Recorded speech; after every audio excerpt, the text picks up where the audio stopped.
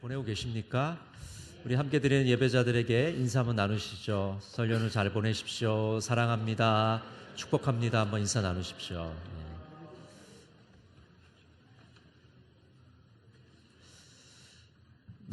설날을 맞이해서 하나님의 은혜와 평강이 여러분 가정에 풍성하시기를 간절히 바랍니다. 우리가 선교사에 대한 이야기를 하면서 가는 선교사, 또 보내는 선교사라는 그런 구분을 할 때가 많습니다. 가는 선교사는 해외에 나가서 직접 복음을 전하는 사람들이고, 보내는 선교사는 그 선교사를 위해서 뒤에서 기도하고 후원하는 그런 사람들을 이야기할 때가 많죠. 물론 이제 우리가 그 뜻은 알고 있지만은 이런 구분이 사실은 오해를 불러오게 되는 것이죠. 어떤 오해입니까? 우리는 마치 선교사가 아니고 선교사를 뒤에서만 후원해 주는 그런 사람이라는 인상을 가지기가 쉽습니다. 그러나 하나님께서는 우리 모두를 선교사로 부르셨습니다. 미성대 이상훈 총장님은 이렇게 이야기합니다. 선교적 교회는 세상으로부터 부름받은 하나님의 백성들이 선교사의 정체성을 가지고 하나님 나라의 회복을 위해 세상을 섬기며 잃어버린 영혼들의 전인적 구원을 위해 세상으로 보냄받은 선교적 공동체이다. 여러분, 우리 교회 공동체를 하나님이 왜 부르셨을까요? 왜 주님이 이 동강교회를 세워주셨을까요? 그것은 선교적 공동체로 부르신 겁니다. 우리끼리 그냥 전이나 부쳐 먹고 그냥 교제하라고 부르신 게 아니고 선교를 하라고 부르신 거거든요. 교회의 본질은 선교라고 말씀합니다. 이 선교를 하지 않는 교회, 거기 속한 공동체 구성원들 한 사람 한 사람이 모두 선교사인데, 만약 우리가 선교에 관심이 없고 우리 자신을 스스로 선교사라는 정체성이 없다면 이 공동체는 사실은 존재 이유가 없는 것이죠. 주님께서는 우리 한 사람 한 사람을 선교사로 부르셨습니다. 우리의 삶의 현장에서 주의 복음을 전하고 그 말씀을 살아내는 사람으로 우리를 부르셨다는 것이죠. 주일 예배 마지막에 우리가 이제 파송 찬송을 부르는데, 여러분, 파송 찬송을 부르는 이유가 멋있게 예배를 끝마치려고 하는 게 아닙니다. 웅장하게 예배를 마치기 위해서 파송 찬송을 부르는 게 아니고, 세상으로 지금 파송을 받기 때문에, 이 주일 예배를 마치고 이제 세상으로 가기 때문에 결단하고 다짐하면서 세상으로 가는 거예요. 우리의 삶의 현장에서 이제 주님을 전하겠습니다, 주님을 증거하겠습니다 라고 다짐하기 위해서 이 파송 찬송을 부르는 것이죠. 주일은 일주일이 시작되는 날입니다. 많은 분들이 생각하기에 이 주일이 끝날이라고 생각하는 분들이 의외로 많습니다. 이 주일은요, 끝날이 아니고 한 주간이 시작되는 날이에요. 월요일부터 일주일이 시작하는 게 아니고 주일부터 일주일이 시작하는 겁니다. 주일에 우리가 말씀을 듣고 결단하고 이제 한 주간 동안 월요일부터 토요일까지 하나님의 사람으로 선교사로 삶을 살아가는 것이 바로 하나님의 뜻인 것이죠. 그래서 여러분, 오늘 우리가 이 예배를 드리고 새 힘을 받아서 세상 속에서 그리스도의 제자로 살아가는 것이 바로 하나님의 뜻입니다. 오늘 본문에 보면 예수님께서 첫 제자들을 부르시죠. 복음을 위한 선교사로 그들을 부르고 계십니다. 우리 1장 16절과 19절 말씀을 천천히 한번 같이 읽어보겠습니다. 갈릴리 해변으로 지나가시다가 시몬과 그 형제 안드레가 바다에 금을 던지는 것을 보시니 그들은 어부라. 19절입니다. 조금 더 가시다가 세베대의 아들 야고보와 그 형제 요한을 보시니 그들도 배에 있어 그물을 깁는데. 자, 이 두 구절에요, 공통적으로 나오는 단어가 있는데 보시니라는 단어가 나와요. 누가 보시느냐 하면 예수님이 보시는 거죠. 예수님이 첫 제자들을 보고 계셔요. 베드로와 안드레가 그물을 던지는 것을 보십니다. 야고보와 요한이 그물을 깁는 것을 보고 계십니다. 예수님은 삶의 현장에서 지금 열심히 일하는 어부들을 보고 계시는 것이죠. 그리고 그들을 예수님이 부르십니다. 우리 1장 17절 말씀 같이 한번 읽어볼까요?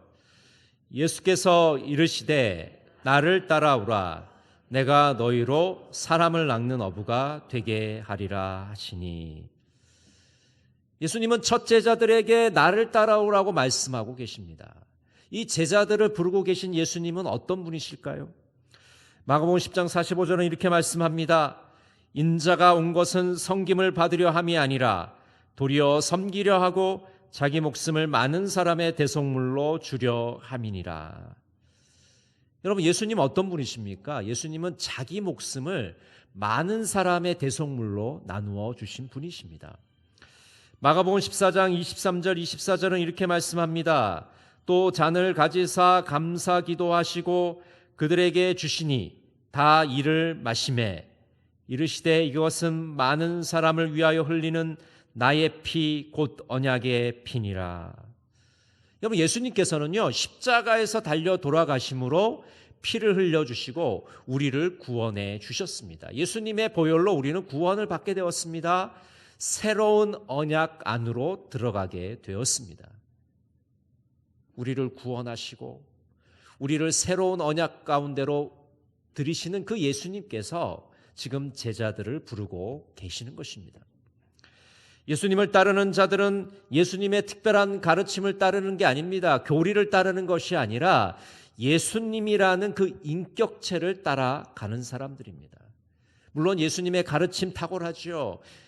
기독교의 교리가 탁월합니다. 그러나 우리가 믿고 따르는 것은 바로 예수님이라는 그분, 그 자체를 우리는 따라가는 것입니다. 그래서 사람들은 우리를 그리스도인이라고 부릅니다. 이 그리스도인이란 말은 그리스도에게 속한 사람, 작은 예수라는 뜻을 가지고 있습니다. 다른 사람들이 우리를 그리스도인이라 부르는 것은 우리가 예수님께 속해 있는 사람이기 때문에 그렇습니다. 우리가 다른 것에 속해 있는 것이 아니라 바로 예수님에게 속해 있는 것이죠. 작은 예수이기 때문에 우리가 세상 속에서 예수님의 모습을 비춰야 됩니다. 예수님의 모습을 보여주어야 됩니다. 왜? 우리는 작은 예수니까요. 그리스도인들의 믿음과 소망의 대상은 바로 예수님 뿐이십니다. 베드로전서 1장 21절은 이렇게 말씀합니다. 너희는 그를 죽은 자 가운데서 살리시고 영광을 주신 하나님을 그리스도로 말미암아 믿는 자니 너희 믿음과 소망이 하나님께 있게 하셨느니라. 너희 믿음과 소망이 하나님께 있게 하셨다. 여러분, 우리가 믿는 믿음의 대상 누구입니까? 우리가 예수님을 믿는 거잖아요. 우리의 소망의 근거가 누구에게 있습니까? 예수님에게 있는 것이죠. 예수님을 믿고 예수님에게 소망을 두기 때문에 우리는 그리스도인이라 예수님을 뒤따라가는 사람이 될 수가 있는 것입니다. 예수님은 제자들을 부르시면서 사람 낚는 어부로 삼겠다고 말씀하십니다. 여러분 아시는 것처럼 이 어부는 물고기를 잡는 사람이죠. 왜 물고기 잡는 어부에게 사람을 낚는 어부를 만들겠다고 말씀하십니까? 또 누가복음 5장 10절에 보면 사람을 취할 것이다 라고 말씀하셨어요. 어부들에게 너는 사람을 낚는 어부가 되게 하겠다. 사람을 취하는 사람이 되게 하겠다고 말씀하고 있는 것이죠. 이제 전에는 물고기를 잡는 사람에서 이제는 사람을 낚는 사람으로 만들겠다고 말씀하고 계시는 겁니다. 여러분, 사람을 낚는 어부는 어떤 어부일까요? 자신의 관심사, 자신의 갈망에서 예수님의 관심사, 예수님의 갈망으로 바뀌는 사람이 바로 사람을 낚는 어부입니다. 우리를 사람을 낚는 어부로 만드시겠다는 것은 우리의 관심사에서 우리가 관심 있는 것에서 살고 있는 그런 사람이 아니라 이제는 예수님이 관심 있어 하고 예수님이 갈망하시는 것을 바라고 사모하는 사람으로 우리를 만들겠다고 말씀하고 있는 것입니다. 이제는 이스라엘과 열방에 나가서 복음을 전하는 사람으로 우리를 삼겠다고 말씀하고 있는 것이죠. 복음의 증인으로 우리를 삼으시겠다고 말씀하고 있는 것입니다. 사람들을 어두운 물에서 건져내어 빛으로 옮기는 사람으로 만들겠다는 것입니다. 물론 어부들이 고기를 잡는 것은 물고기가 이 물속에서 잘 살다가 밖으로 꺼내는 거잖아요. 죽이는 일 아니겠습니까? 근데 사람을 낚는 어부는 어두운 바다에서 빛으로 꺼내는 것입니다. 절망 가운데서 희망으로 꺼내는 거예요. 그래서 물고기를 잡는 것과 다른 의미로 지금 사람을 낚는 어부라고 말씀하고 있는 것입니다. 복음을 전하면 그 복음을 받은 사람의 삶이 변화되기 때문입니다. 마가복음 3장 14절 15절은 제자들의 사명을 이렇게 말하고 있습니다. 우리 같이 한번 읽어볼까요? 이에 12를 세우셨으니 이는 자기와 함께 있게 하시고 또 보내사 전도도 하며 귀신을 내쫓는 권능도 가지게 하려 하심이로라. 자, 마가복음 3장에 보면 예수님께서 왜 제자들을 부르셨는지 그 이유가 나와 있어요. 먼저 예수님과 함께 있게 하기 위해서 부르셨다는 겁니다. 예수님의 제자들이 제자의 역할을 감당하기 위해서는 먼저 훈련을 받아야 됩니다. 근데 예수님은요, 아주 강도 높은 훈련을 하십니다. 어떤 훈련이냐면 예수님과 먹고 자면서 합숙 훈련을 시키십니다. 여러분, 운동선수들이 보면 중요한 대회를 앞두고 합숙 훈련을 하죠. 근데 그 훈련을 하는 이유가 그냥 평상시처럼 훈련하면 그 대회를 치를 수가 없습니다. 합숙 훈련을 하면서 몸을 만들고 이 정신력을 만들어야만 그 대회에 나가서 시합을 치를 수가 있어요. 예수님이 제자들을 불러서 함께 있게 하신 이유가 그들과 먹고 마시면서 하나님의 사람으로 만들어 가시는 거예요. 빚어 가시는 겁니다. 그래서 예수님의 그 삶을 같이 하면서 제자들도 예수님을 닮아가고 예수님처럼 하나님 나라를 증거하는 사람이 될 수 있도록 만들어 가시는 거예요. 아주 강도가 높은 제자 훈련을 시키고 계시는 것이죠. 그 왜 시키십니까? 그들이 훈련을 받아서 복음을 전하고 전도를 하는 사람으로, 선교를 하는 사람으로 만들기 위해서 예수님께서 제자들을 부르신 것이죠. 예수님이 제자들을 부르시는 이유는 바로 복음을 전하게 하기 위해서 그들을 부르고 계시는 것입니다. 예수님께서는 더불어 축사의 권능도 제자들에게 베풀어 주십니다. 그래서 제자들이 전도도 하면서 귀신도 쫓아내는 그런 역할도 하게 되는 것이죠. 예수님께서 제자들을 부르셨을 때 예수님의 제자들은 어떤 반응을 보였습니까? 오늘 첫 번째 보니까 그들은 곧 예수님을 따라갔다고 말하고 있습니다. 한번 따라해 보실까요? 곧 예수님을 따라갔다. 자, 마가복음 1장 18절에 보면요, 곧 그물을 버려두고 따르니라 이렇게 말씀하고 있습니다. 여기 이 맨 첫 글자 이 곧이라는 말이 굉장히 중요합니다. 여기 동그라미를 한번 쳐보십시오. 곧 굉장히 중요한 겁니다. 예수님의 첫 제자들은 예수님이 부르셨을 때 어떻게 반응을 하고 있냐면 아주 적극적으로 반응을 하고 있어요. 곧 즉시 예수님을 따르고 있습니다. 굉장히 긍정적인 반응입니다. 굉장히 열정적인 반응이에요. 어떤 사람이 나를 불렀을 때 내가 그 사람에게 곧 즉시 반응을 하게 되면 굉장히 열정적인 반응이 됩니다. 능동적인 반응이 되는 것이에요. 근데 어떤 사람이 나를 부르는데 뭐 대답도 안 하고 쳐다보지도 않고 아무런 리액션을 보이지 않으면 어떻게 되겠습니까? 그 사람 무시하는 거잖아요. 예수님이 제자들을 불렀을 때 예수님의 제자들은 곧 즉시 예수님의 뒤를 따라갑니다. 때로 우리는 예수님이 부르실 때 주저할 수가 있습니다. 머뭇거릴 수가 있어요. 또 많은 생각을 할 때가 있습니다. 그렇게 많은 생각을 하게 되면 예수님을 즉시로 따라갈 수가 없죠. 내가 지금 예수님을 따라가면 우리 가족들은 어떻게 하지? 내 생계는 어떻게 하지? 또 예수님을 따라가면 어떤 일이 벌어지지? 막 그런 많은 생각들을 하게 되면 예수님을 곧바로 따라갈 수가 없는 것이죠. 우리는 예수님을 즉시 따르려고 몸부림을 쳐야 됩니다. 예수님이 부르셨을 때 네, 예수님 제가 지금 따르겠습니다라고 따라가려고 몸부림을 쳐야 합니다. 세상에는 두 종류의 사람이 있습니다. 일을 부탁하면 거절부터 하는 사람이 있고요, 흔쾌히 수락을 하는 사람이 있습니다.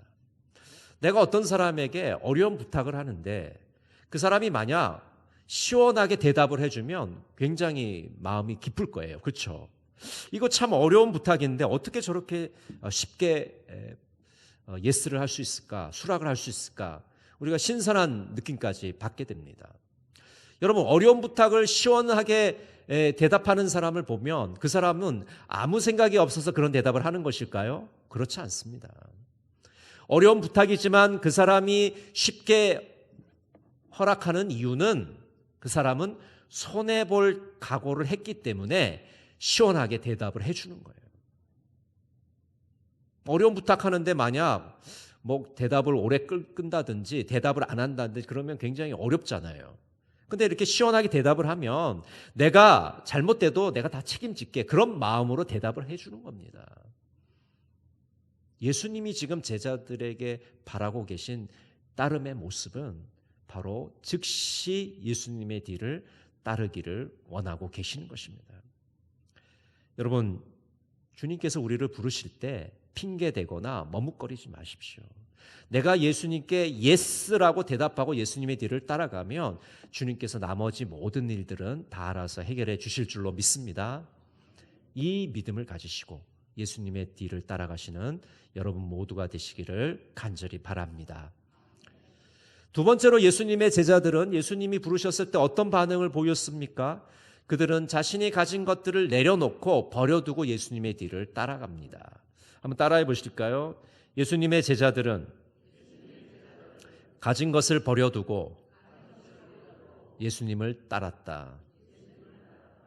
자, 오늘 1장 20절을 같이 한번 읽어볼까요? 곧 부르시니 그 아버지 세베대를 품꾼들과 함께 배에 버려두고 예수를 따라가니라. 여러분, 예수님을 따르는 일은 헌신과 희생이 요청이 됩니다. 누가복음 14장 28절에 보면 이렇게 말씀하세요. 너희 중에 누가 망대를 세우고자 할진대 자기의 가진 것이 준공하기까지 족할는지 먼저 앉아 그 비용을 계산하지 아니하겠느냐. 어떤 사람이 망대를 세우려고 합니다. 타워를 세우려고 해요. 그러려면 제일 먼저 해야 될 일이 뭡니까? 비용을 계산하는 일이죠. 이 타워를 세우면, 이 망대를 세우면 얼마나 돈이 들까? 예산을 세워야 됩니다. 예산을 산출하지 않고는 그 일을 진행할 수가 없어요. 만약 무턱대고 세웠다가 돈이 부족하면은 중간에 부도가 나게 되는 것이죠. 공사를 중단할 수밖에 없어요. 그래서 예수님이 계산을 하라고 말씀하고 계시는 거죠. 우리가 예수님의 뒤를 따른다고 할 때 우리는 비용을 지불해야 됩니다. 만약 지불해야 될 대가를 생각하지 않고 따르게 되면 어려움에 닥치게 됩니다. 주님의 뒤를 따른다는 것은 헌신과 희생이 필요하다는 것을 분명히 우리가 깨달아야 되는 것이죠. 어떤 대가를 여러분 치러야 됩니까? 나와 다른 사람과의 관계 속에서 대가를 치러야 됩니다. 처음 예수를 믿을 때 한번 생각해 보세요. 내가 아무도 믿지 않는 집안에서 처음 예수를 믿는다. 그랬을 때 집안의 가족들의 반응은 어떠합니까? 야, 너 교회 다닐 거야? 그러면 너 이제부터 나와 인연을 끊자. 호적에서 너를 파버리겠다. 그런 위협들이 있는 것이죠. 예수님의 뒤를 따르고자 할 때 나와 다른 사람들과의 관계의 대가를 치워야 됩니다. 내가 예수를 믿는데도, 예수를 뒤따르는데도 인간관계에 아무런 변화가 없다? 그 사람은 지금 믿고 있지는 않을 겁니다.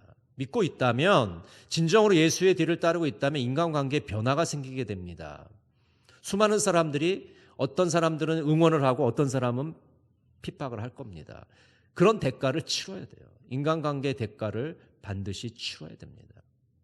또 어떤 대가를 치러야 됩니까? 자기 자신에 대한 대가를 또 치러야 돼요. 마가복음 8장 34절에 보면 이렇게 말씀합니다. 무리와 제자들을 불러 이르시되 누구든지 나를 따라오려거든 자기를 부인하고 자기 십자가를 지고 나를 따를 것이니라. 예수님의 뒤를 따라갈 때 자기를 부인해야 됩니다. 자기에 대한 대가를 반드시 지불해야 됩니다. 어떤 대가입니까? 자기 중심에서 하나님 중심으로, 예수님 중심으로의 삶을 전환시켜야 되는 것이죠. 여러분, 자기 중심의 삶은 어떤 삶입니까? 내 마음대로 사는 거예요. 내가 하고 싶은 대로 하고 내가 행동하고 싶은 대로 행동하는 겁니다. 내 뜻대로 하는 겁니다. 근데 자기 부인이라는 것은 이제 이 중심성을 내려놓고 하나님 중심으로 살아가는 거예요. 예수님 중심으로 살아가는 겁니다. 자기를 부인하는 자만이, 이런 비용을 지불하는 자만이 예수님의 뒤를 따라갈 수가 있기 때문입니다. 또 세 번째로 어떤 대가를 치러야 됩니까? 나와 그것의 대가를 치러야 돼요. 자기가 가진 소유의 대가를 치러야 됩니다. 오늘 베드로와 안드레를 보십시오. 그들은 그물을 버려두고 예수님의 뒤를 따릅니다. 야고보와 요한은 어떻습니까? 배를 버려두고 예수님의 뒤를 따릅니다. 우리가 바닷가에 살기 때문에 너무 잘 아시죠? 이 그물, 배, 어떤 존재입니까? 이 물고기를 잡는 사람에게는 정말 목숨과도 같은 그런 존재들이에요. 배가 얼마나 귀중합니까? 어부에게. 그물이 얼마나 소중합니까? 가장 중요한 것, 가장 소중하게 여기는 것을 내려놓고 포기하고 예수님의 뒤를 따르라고 말씀하고 있습니다. 여러분, 우리가 가장 소중하게 생각하는 것, 중요하게 생각하는 것 내려놓지 않고요, 그거 희생하지 않고 예수님의 뒤를 따른다? 어불성설입니다. 그렇게 할 수가 없어요. 어떤 분들이 예수 믿으면서 그렇게 말씀하시는 분들이 있더라고요. 세상 재미도 즐기고 예수도 믿겠습니다. 말은 그렇듯하지만 불가능한 일입니다. 세상과 주님께 양다리를 거칠 수가 없어요. 일어날 수가 없습니다. 만약 그렇게 말하는 사람이 있다면 지금 세상에 있는 겁니다. 주님께 있는 사람은 절대로 그런 말을 하지 않아요. 세상의 연락과 쾌락과 거룩한 즐거움을 동시에 누릴 수가 없습니다. 하나를 선택해야 됩니다. 두 주인을 섬길 수가 없어요. 세상을 선택할지 주님을 따를지 둘 중에 하나 결정해야 됩니다. 우리에게는 한 가지 선택밖에 없는 것이죠. 희생과 헌신 없이는 사람을 낚는 어부가 될 수가 없습니다.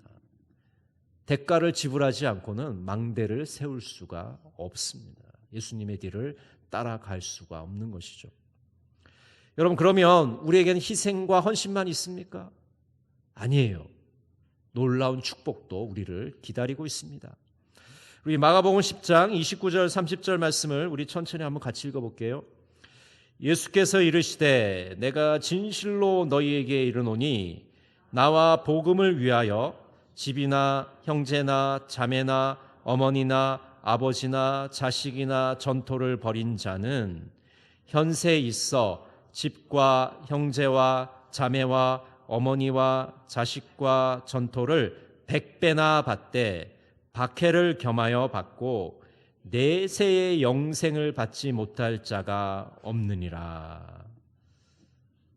여러분, 이 말씀 읽으시니까 어떻습니까? 정말 놀라운 축복이 우리를 기다리고 있지 않습니까? 주님을 뒤따를 때 우리가 헌신과 희생이란 대가를 지불하지만 사실 우리가 영생으로 받을, 영원히 받을 그 상급에 비하면 아무것도 아니에요. 마치 모조품과 같은 것입니다. 우리의 시간을 바치고 몸을 바치고 물질을 드리지만은 우리는 그것이 가장 귀중한 것이라 드리잖아요. 그런데 이 영원이란 시간, 우리가 앞으로 받을 하나님 나라에서 누릴 그 영광에 비하면 아무것도 아닙니다. 마치 길에 널려있는 돌과 같은 것입니다. 그러니까 주님께서 지금 우리에게 대가를 지불하고 말씀하시는데 우리는 너무나도 큰 출혈을 하는 것 같지만은 사실은 그 영광스러운 복과 상급을 우리가 생각해 본다면 별거 아닌 것이죠. 그렇기 때문에 주님께서 우리에게 대가를 지불하라고 말씀하고 있는 겁니다. 망대를 지을 예산을, 비용을 산출하라고 말씀하고 있는 것이죠. 여러분, 이런 말이 있어요. 하나님은 하나님의 일을 내게 맡기시고 내 일은 하나님께서 맡아주신다. 여러분, 하나님께서는요, 하나님의 일을 우리에게 맡겨주셨습니다. 그럼 우리 일은 누가 맡아주십니까? 하나님이 맡아주세요. 하나님이 해결해 주십니다. 여러분 너무 걱정하지 마세요. 아유, 내가 예수님의 뒤를 따르는데 이렇게 많은 것들을 대가를 치르고 이렇게 어려움을 겪고 이거 어떻게 하지? 불안해할 필요가 없어요. 왜요? 우리가 하나님의 일을 하면 하나님이 우리의 일을 해주십니다. 이 믿음을 가지시길 바랍니다. 여러분, 우리가 예수 믿는 게 이 믿음 가지고 살아가는 거잖아요. 내가 하나님 일 하면 하나님이 내일 해주시겠다는 그런 믿음 없이 어떻게 우리가 하나님 일 하겠습니까? 어떻게 예수 믿고 살아갈 수가 있겠습니까? 그런 믿음 가지고 우리가 삶을 살아가는 거 아니겠습니까? 이 믿음으로 살아가시는 여러분 모두가 되시기를 간절히 바랍니다. 여러분, 우리는 보내는 선교사가 아닙니다. 선교 후원자가 아닙니다. 물론 그런 역할도 우리가 일부분 해야 되겠지만은 주님께서 우리를 부르신 본질적인 목적은 우리를 선교사로 부르셨어요. 사람 낚는 업으로 부르셨습니다. 우리의 삶의 현장에서 복음을 증거하라고 우리를 부르셨습니다. 외국에 나가서만 복음을 전하는 사람들이 아니라 우리가 지금 숨쉬고 있는, 몸담고 있는 우리의 삶의 현장에서 복음을 전하라고 우리를 부르신 거예요. 사람 낚는 업으로 우리를 부르신 것입니다. 오카라 목사님은 이렇게 말씀합니다. 오늘날 우리의 문제는 입을 봉하고 있기 때문에 행위에서까지 악취가 난다는 것이다. 예수님을 입으로 증거하는 사람치고 그 행위를 예수님과 같이 선하게 가지려고 노력하지 않는 예를 본 일이 있는가? 여러분, 우리의 입술을 벌려서 예수님을 증거해야 됩니다. 여러분, 목사만 증거하는 거 아니에요. 우리가 모두 다 선교사이기 때문에 입을 벌려서 복음을 증거해야 돼요. 뭐 입만 벌리면 됩니까? 아니에요. 그 입으로 벌린 대로 우리의 삶에서 그대로 살아가야 됩니다. 살아내야 됩니다. 그럴 때 사람 낚는 어부가 될 수가 있습니다. 김기서 목사님은 빛과 희망의 통로로라는 기도문에서 이렇게 기도하고 있습니다. 하나님, 우리는 하나님을 믿는다고 장엄하게 고백하면서도 삶으로 하나님을 부정할 때가 많았습니다. 우리야말로 양쪽 길을 살피기에 익숙한 사람들이었습니다. 상황이 변하면 하나님을 외면하기 일쑤였습니다. 이제는 일어선 사람들에게 도와주소서. 예수 그리스도가 앞서가신 그 길을 따라 뚜벅뚜벅 당당하게 남 눈치 보지 않고 걸어갈 줄 아는 참 사람이 되게 하소서. 그래서 우리를 통하여 이 어두운 땅에 빛이 도래하게 하시고 절망에 가득 찬 사람들의 가슴 속에 희망이 유입되게 하소서. 주님, 우리를 통하여 사람들에게 하늘의 사랑이 전달되도록 우리를 사용하여 주소서. 아멘. 여러분, 주님께서 우리를 빛의 통로로 부르고 계십니다. 어둠 바다에 빠져있는 죽어가는 영혼들을 건져내기를 원하십니다. 주님께서 우리를 희망의 통로로 부르고 계세요. 절망 가운데 있는 영혼들을 건져내서 희망으로 우리를 인도해 주시기를 바라고 계시는 것입니다. 사람 낚는 어부가 되어서 빛과 희망을 전달하시는 통로가 되시기를 바랍니다. 이번 한 주간 여러분 어떻게 사시겠습니까? 우리를 선교사로 부르시고 우리를 사람 낚는 어부로 부르고 계신데 이 주님의 부르심에 즉시 주님의 뒤를 따라가시는 여러분 모두가 되시기를 간절히 바랍니다. 기도하겠습니다.